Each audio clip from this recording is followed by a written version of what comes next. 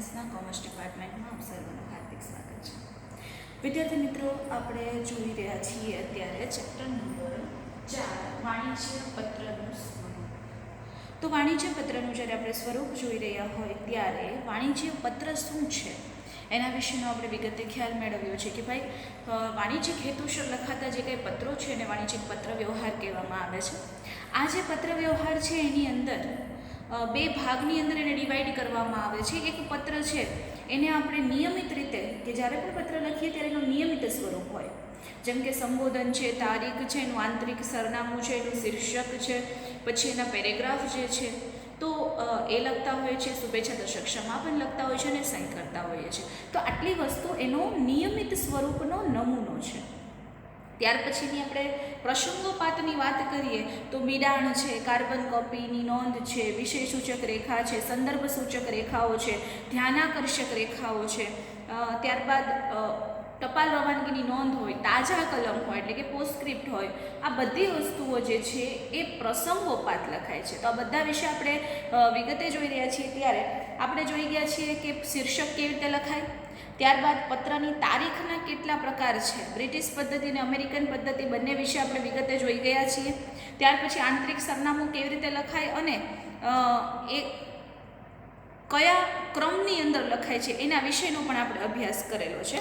ત્યાર પછીની વાત કરીએ તો સંબોધન એટલે કે સેલ્યુટેશન એટલે શું, સંબોધન કેવી રીતે લખાય, સંબોધનનું મહત્વ શું છે એના વિશેની ચર્ચાઓ કરી છે. પત્રનો મુખ્ય ભાગ એટલે કે બોડી ઓફ ધ લેટર, જેની અંદર આપણે પત્રના ત્રણ ભાગ જે છે એના વિશે જોઈ ગયા છીએ, જેમાં પ્રારંભિક ફકરો છે, મધ્ય ફકરો છે અને અંતિમ ફકરા વિશે જોઈ ગયા છીએ. એમાં પ્રારંભિક ફકરો સામાન્ય રીતે જે અગાઉ પત્ર વ્યવહાર થયેલો હોય તો એનો ઉદ્દેશ દર્શાવીને કરવામાં આવે છે કે ભાઈ આપણે અગાઉ પત્ર વ્યવહાર થયો હતો અને આવી આવી બાબત થઈ હતી, અથવા પહેલી વખત પત્ર લખતા હોય તો તમે ક્યાંથી એ પેઢી વિશે જાણ્યું છે એના વિશે તમે લખી શકો છો. એ પ્રારંભિક ફકરો કહેવાય. મધ્ય ફકરો જે છે એની અંદર તમે જેના સંદર્ભમાં પત્ર લખ્યો છે, તમે શા માટે પત્ર લખ્યો છે તો એના આખો વિષય સૂચવતો જે ફકરો છે એ મધ્ય ફકરો છે. અને અંતિમ ફકરામાં તમે એની પાસે શું અપેક્ષા રાખો છો તો એની માટે જે ફકરો લખાય છે અથવા તો સમાપનની દિશાની તરફ આગળ વધતો એ અંતિમ ફકરો. એટલે આ ત્રણ ફકરા વિશે આપણે વિગતે જોઈ ગયા છીએ.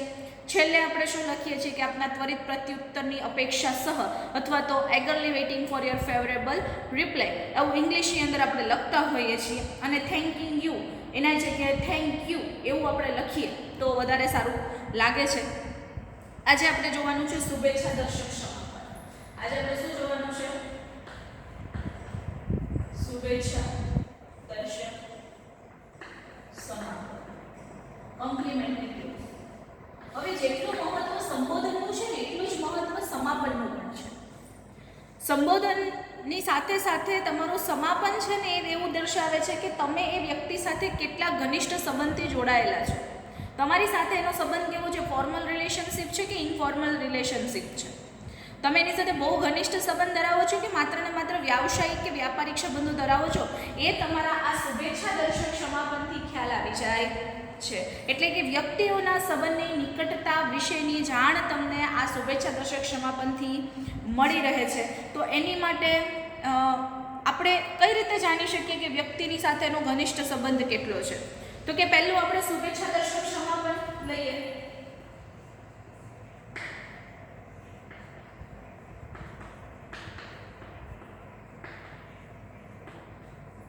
પહેલું આપણે જોઈએ તો કે શુભેચ્છા દર્શક સમાપન અને એ સમાપનની નોંધ આપણે જોઈએ કેવા સંબંધ છે એના વિશે. શુભેચ્છા દર્શક સમાપનની વાત કરવામાં આવે તો ડિયર સર, ડિયર મેડમ, પહેલું આવશે અહીંયા સમાપન છે, અહીંયા આવશે સંબોધન.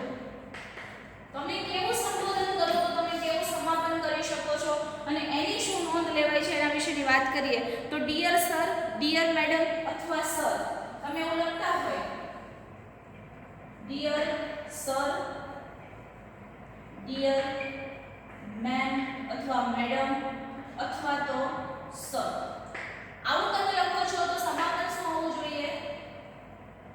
Yours sincerely. બરાબર? જેની અંદર y જે છે એ મોટો આવશે અને s છે એ નાનો આવશે અને એના પછી અલ્પવિરામ આવશે. ખાસ યાદ રાખજો સિન્સિયરલીની અંદર એસ છે એ હંમેશા નાનો આવે, વાય છે એ મોટો આવે અને ક્યાંય પણ એપોસ્ટ્રોફી એસ આવતો નથી. યોર્સની અંદર ક્યાંય એપોસ્ટ્રોફી એસ એટલે આવી રીતે આ સાદો એસ છે, આ એપોસ્ટ્રોફી એસ કહેવાય. તો આ એસ ક્યાંય આવતો નથી. યોર્સ સિન્સિયરલી અથવા યોર્સ ફેથફુલી એવું પણ તમે લખી શકો છો. બરાબર. તો કે અહીંયા જ્યારે આવશે ત્યારે અહીંયા ફેથફુલી લખવાનું આવશે. આપનો વિશ્વાસ, ફેથફુલી, યોર્સ ફેથફુલી, આપનો વિશ્વાસુ. નોંધ કેવી છે? તો કે ફોર્મલ, માત્ર ધંધાકીય સંબંધો છે. કેવા સંબંધો છે? ધંધાકીય. યોર ફેથફુલી લખતા હોય ડિયર સર, ડિયર મેડમ અને સર અથવા મેમ લખતા હોય તો યોર્સ ફેથફુલી. અને ફોર્મલ શું બને એનું ફોર્મલ એટલે કે ઔપચારિક જે વાણિજ્યિક પત્રો છે જેની સાથે આપણે કોઈ એવા ઘનિષ્ઠ સંબંધ નથી, ખાલી વેપારના સંબંધો છે, તેને તમે આવું લખી શકો છો. ત્યાર પછી આપણે લખીએ ડિયર મિસ્ટર શેખ અથવા તો ડિયર મિસ્ટર શાહ.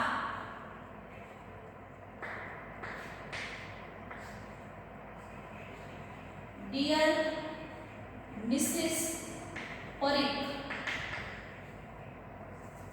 તમે જ્યારે આવું લખો છો dear mister Sheikh, dear missus Shah, dear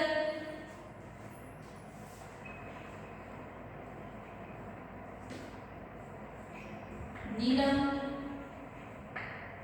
કોઈનું પણ નામ લખીને ત્યારે તમે જ્યારે આવી રીતે લખો છો ત્યારે લખવાનું છે yours sincerely.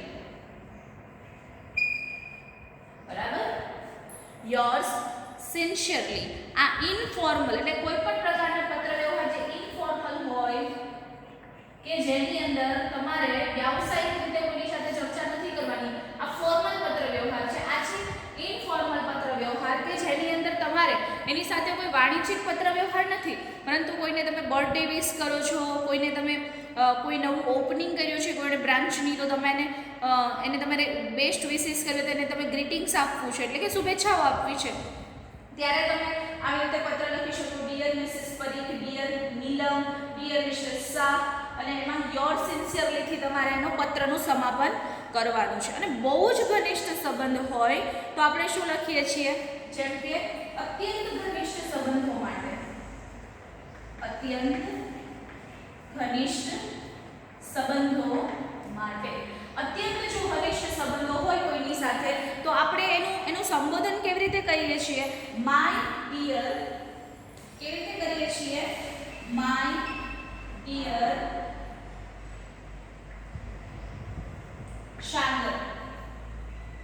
My dear Sagar કોઈ વ્યક્તિનું નામ છે, અથવા તો માય ડિયર મિસ્ટર શાહ. તમે આવું લખી શકો છો, માય ડિયર સાગર અથવા માય ડિયર મિસ્ટર શાહ. તો આ એની સાથેના બહુ ઘનિષ્ઠ સંબંધો દર્શાવે છે. તો એની અંદર તમારે એવું લખી શકીએ કે યોર ટ્રુલી ઓર યોર્સ, ખાલી એટલું લખી શકો છો. યોર ટ્રુલી તારો સાચો મિત્ર અથવા તારી સાચી મિત્ર, યોર ટ્રુલી. અથવા તો તમે એવું લખી શકો છો યોર્સ, ખાલી યોર્સ જ લખવાનું, બીજું કંઈ લખવાનું નથી. જેમાં કેપિટલાઇઝેશન અને પંક્ચ્યુએશન બહુ મહત્વનો ભાગ ભજવે છે. કેપિટલાઇઝેશન એટલે કયો શબ્દ તમે પ્રથમ લખો છો, કેવી રીતે તમે એની સાથે વિરામદર્શક શબ્દોનો ઉપયોગ કરો છો, એ ખૂબ અગત્યની બાબત ગણાઈ રહી છે. તમે જોઈ રહ્યા છો અહીંયા આપણે જે લખ્યું છે એમાં વાય, યોર્સ ફેથફુલીની અંદર વાય જે છે એ પહેલો શબ્દ કેપિટલ કર્યો છે, ત્યાર પછીનો ફેથફુલી છે નાનો મતલબ સ્મોલ લેટરમાં લખ્યો છે, અને ત્યારબાદ અહીંયા એનો અલ્પવિરામ આવશે. દરેક જગ્યાએ જ્યારે શબ્દ પૂરો થાય ત્યારે અલ્પવિરામ આવશે. અહીંયા કોઈ પણ જાતનો એપોસ્ટ્રોફી એસ છે લગાડવામાં આવતો નથી. એટલે કે કયો શબ્દ ક્યાં મૂકવો એ કોમ્પ્લિમેન્ટરી ક્લોઝની અંદર ખૂબ મહત્વનો ભાગ ભજવે છે.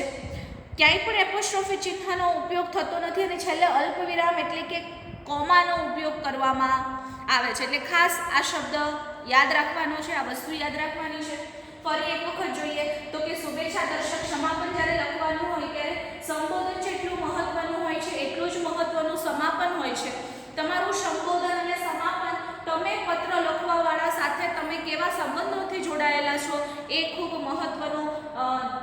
જે સૂચક દર્શક છે એવું આપણે કહી શકીએ છીએ. કોઈ પણ પત્રનો તમે ખાલી સમાપન જોઈ લો અને સંબોધન વાંચી લો, એની અંદરથી તમને ખબર પડી જાય કે આ પત્રવાળા વ્યક્તિ સાથે એનો કેવો સંબંધ છે. જો ડિયર સર, ડિયર મેડમ કે ખાલી સર લખ્યું હોય સંબોધનની અંદર, તો શુભેચ્છા દર્શક સમાપનમાં યોર્સ ફેથફુલી લખાય છે. અને આવું બે લખેલું હોય ત્યારે એનો ફોર્મલ સંબંધ છે કે માત્ર ને માત્ર વ્યાવસાયિક સંબંધ છે એવું આપણે કહી શકીએ. ઘણી વખત એવું લખે છે કે dear mister Shah, dear missus Parikh, dear Neelam, તો આવા નામથી લખતા હોય તો એમાં યોર સિન્સિયરલી લખેલું હોય તો ઇનફોર્મલ રિલેશનશિપ દર્શાવે છે કે તેની સાથે વાણિજ્યિક કોઈ સંબંધો નથી. અને my dear Sagar, my dear mister Shah આવું લખેલું હોય ત્યારે યોર્સ ટ્રુલી અથવા તો યોર્સ ખાલી લખવામાં આવે છે. એટલે એ વ્યક્તિ સાથે અત્યંત ઘનિષ્ઠ સંબંધો અથવા પારિવારિક સંબંધોથી જોડાયેલા છે એવું આપણે કહી શકીએ છીએ. અહીંયા ખાસ યાદ રાખવાનું છે કેપિટલાઇઝેશન અને પંક્ચ્યુએશન બહુ મહત્વની બાબત છે. કેપિટલાઇઝેશન એટલે કેવું, તો કે કયો શબ્દ તમે કેપિટલ રાખશો અને કયો શબ્દ તમે સ્મોલ રાખશો. કોઈ પણ જગ્યાએ એપોસ્ટ્રોફી શબ્દનો ઉપયોગ કરવામાં આવેલો નથી અને એની જગ્યાએ કોમાનો ઉપયોગ કરવામાં આવે છે. ખાસ અહીંયા નોંધવા જેવી બાબત છે. જેમ જેમ આપણે પત્રો લખતા જશું એમ એમ તમે આગળ સમજતા જશો. અહીંયા જે છે યોર ફેથફુલી એટલે કે આપનો વિશ્વાસુ, આપનો અથવા તો એને રિલેટેડ જે શબ્દ છે એ લખવામાં આવે છે. મોટા ભાગે આપનો વિશ્વાસુ શબ્દ છે ગુજરાતીની અંદર આ યોર્સ ફેથફુલીની જગ્યાએ શુભેચ્છા દર્શક સમાપનની અંદર લખવામાં આવે છે. તો ચાલો વિદ્યાર્થી મિત્રો, આટલું તમે લખી નાખો, આ કોષ્ટક ખાલી બનાવી નાખો. ત્યાર પછી બાકીની વિગતો તો તમારે પુસ્તકની અંદર આપેલી છે. ત્યાર પછી આપણે સહી વિશે આગળ અભ્યાસ કરીએ. લખો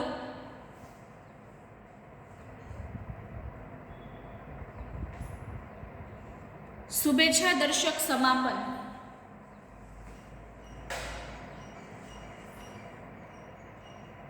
પત્રમાં જેટલું મહત્વ સંબોધનનું હોય છે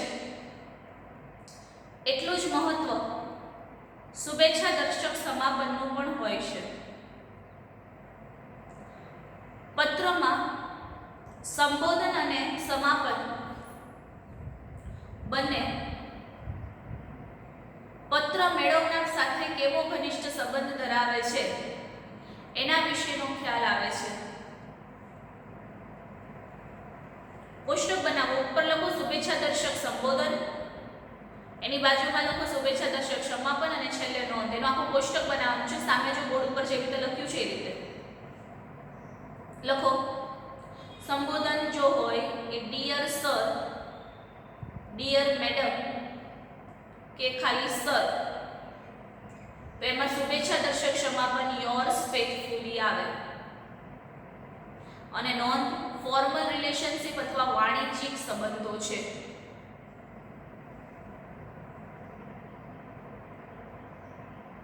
ત્યાર પછી લખો બીજું, dear mister Shah, dear missus Parikh, dear Neelam, એની સામે સમાપન આવે યોર્સ સિન્સિયરલી અથવા યોર સિન્સિયરલી.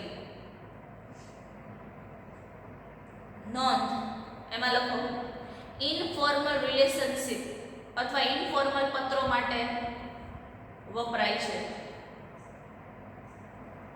અને છેલ્લું લખો માય ડિયર સાગર,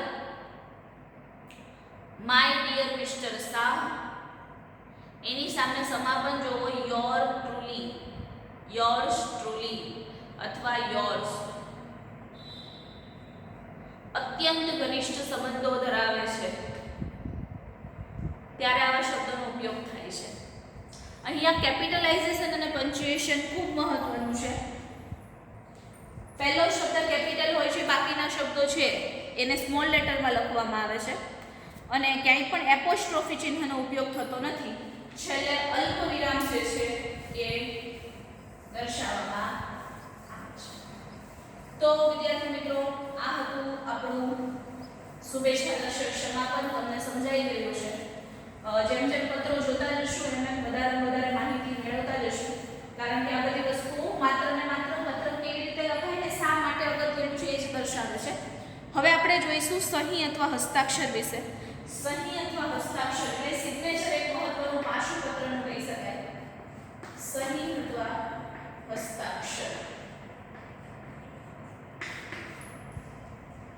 સિગ્નેચર.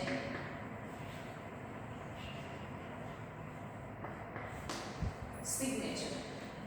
હવે આપણે જોઈએ તો સહી સમાપન પછી પત્ર લખનાર પોતાની સહી કરે છે, પોતાના હસ્તાક્ષર કરે છે અથવા એનું આખું નામ લખે છે. સહીની નીચે હવે આખું નામ આપણે પત્રની અંદર ફરજિયાત, કારણ કે સહી હવે એવી થઈ ગઈ છે કે કોણે કઈ સહી કરીને એનું કંઈ ખબર નથી પડતી, એટલે એનું આખું નામ લખવામાં આવે છે સહીની નીચે. અથવા ટૂંકી સહી કરવાનું પસંદ કરે અને સહી અવાચ્ય હોય તો પછી નામ પછી એને કૌંસમાં એનું નામ લખવું જરૂરી છે. જેમ કે અત્યારે હું કોઈના વિશે લખું છું કે એમ.જી. મહેતા, તો એને આવી રીતે સિગ્નેચર કરી નાખી છે, એટલે નામ વંચાતું નથી, તો મારે અહીંયા લખવું પડે એમ.જી.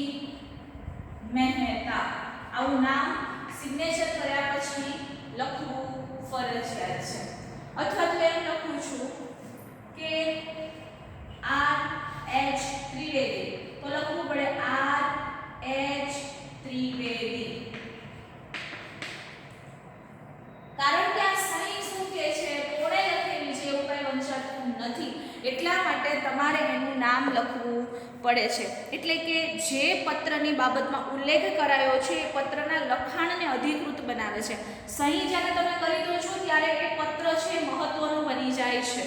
એટલે પત્રમાં વર્ણવાયેલ દરેક બાબત સાથે પત્ર લખનાર સંમત છે એવું એ દર્શાવે છે. સહી છે એ માત્ર એમને ખાલી દર્શાવવા માટે નથી થતી, પરંતુ એ પત્ર જે લખેલો છે એ પત્ર અધિકૃત થઈ જાય છે, એટલે કે ઇમ્પોર્ટન્ટ બની જાય છે, પત્રનું મહત્વ બની જાય છે કે જેટલી જેટલી બાબત લખાયેલી છે એની સાથે લખનાર સહેમત છે. હંમેશા સહી છે એ હસ્તાક્ષરમાં કરવામાં આવે છે. આજકાલ કમ્પ્યુટર દ્વારા જે પત્રો લખાય છે એની અંદર સહી જોવા મળતી નથી, અથવા તો ડિજિટલ સિગ્નેચર મૂકવામાં આવે છે. સામાન્ય રીતે સહીના નમૂનાઓ આપણે આજે જોવાના છે કે સામાન્ય સહીના નમૂનાઓ કેવા હોઈ શકે છે. આપણને અહીંયા આપેલા છે કે યોર્સ ફેથફુલી,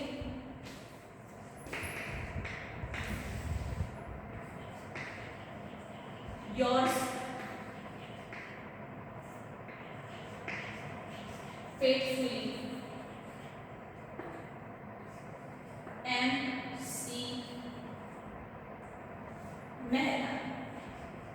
આપણે આવી રીતે લખી નાખ્યું હોય, આ ડિજિટલ કદાચ સિગ્નેચર હોય તો પછી આપણે લખવું પડે કે ભાઈ M.C.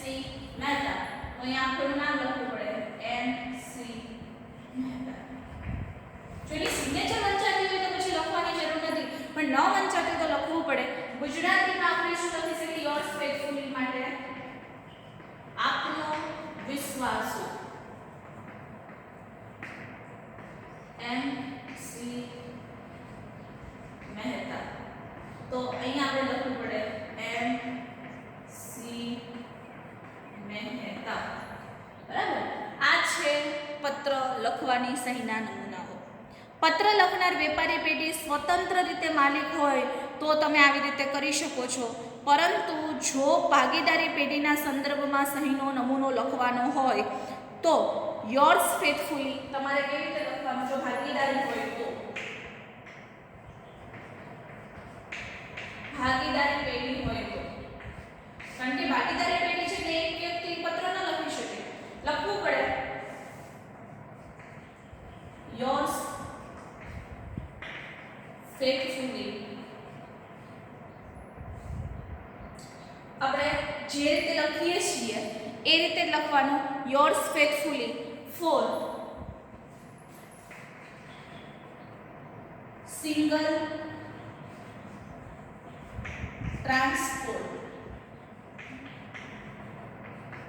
Yours faithfully for single transport, અને પછી એની સિગ્નેચર આવી જાય, કોઈ પણ છે સિગ્નેચર, અને પછી અહીંયા લખવું પડે મુન્ના સિંહ યાદવ. એનું નામ છે, આ એની સિગ્નેચર છે, આ એનું નામ છે.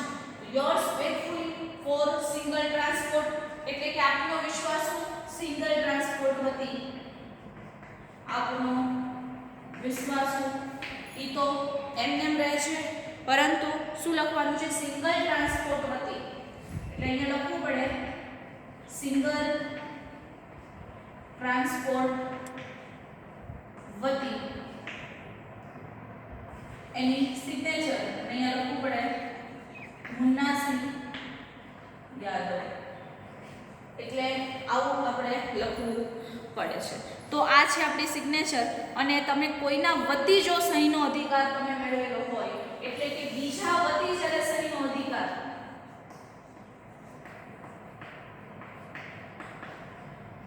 ઘણી વખત એવું થાય કે કોઈ અધિકારી છે એ પોતે કામની એટલી બધી વ્યસ્તતાની વચ્ચે સહી દરેકમાં કરી શકે એવું નથી હોતું, ત્યારે અથવા તો જ્યારે પેઢીમાં ગેરહાજર રહે તો એવી વ્યક્તિને બદલે બીજી વ્યક્તિને સહી કરવાનો કાયદેસરનો અધિકાર આપવામાં આવે છે. એટલે સંસ્થા કે પેઢીનો રોજિંદો જે પત્ર વ્યવહાર છે એની સહી વગર અટકી પડે નહીં.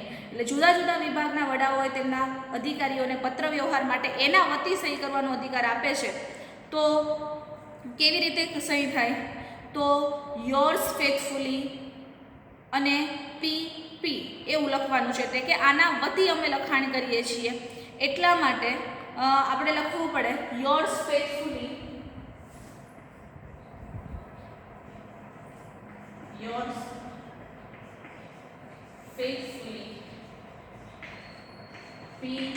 પી, એટલે કે પર પ્રોપ્રાઇટર, એટલે કે કોઈના વતી અમે લખાણ કરીએ છીએ. The Oscar chemical limited, the Oscar chemicals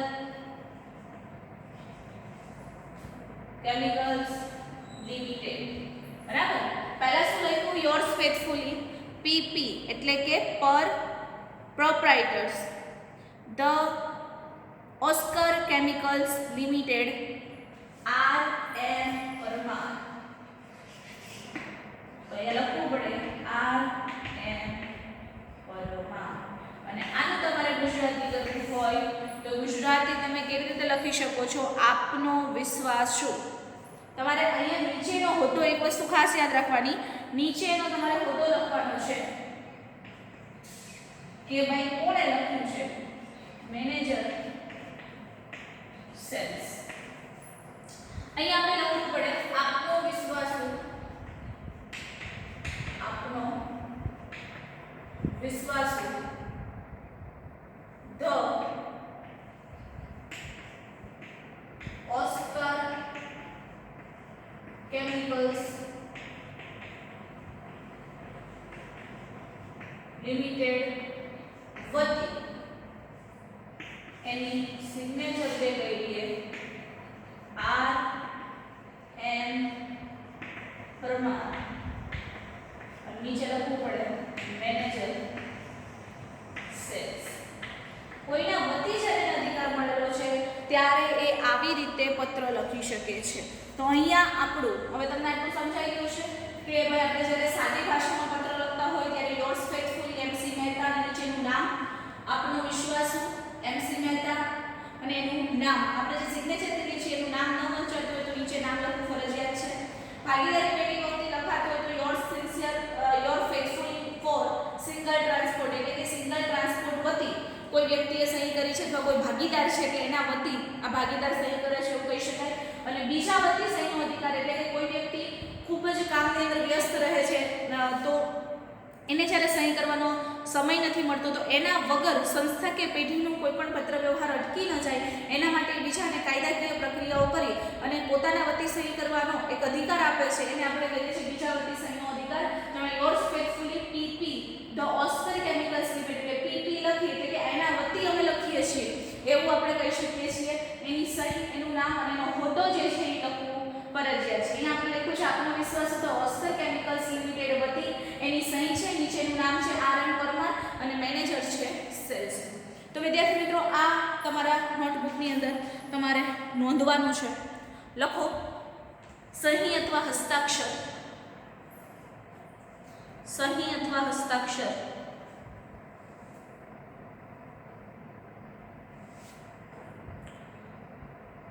સહી અથવા હસ્તાક્ષર જે છે એ પત્ર વ્યવહાર માટે, સહી અથવા હસ્તાક્ષર એ પત્ર વ્યવહાર માટે ખૂબ જ અગત્યની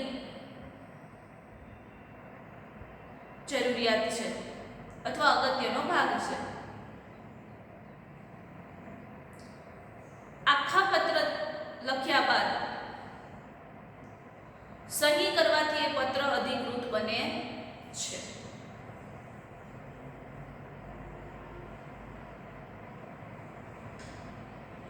આખો પત્ર અધિકૃત બને છે.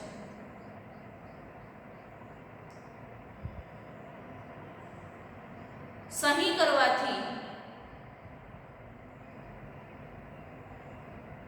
પત્ર લખનાર વ્યક્તિ પત્રની દરેક બાબતો સાથે સહેમત છે એવું સાબિત થાય છે. એટલે સહી અથવા હસ્તાક્ષર આગવું મહત્વ છે. હવે વિદ્યાર્થી મિત્રો તમારે એક કામ કરવાનું છે. આજના હોમવર્કની અંદર તમારી નોટબુકની અંદર આટલા જે સહીના નમૂનાઓ છે એટલે કે સહીના નમૂનાઓ અથવા હસ્તાક્ષરના નમૂનાઓ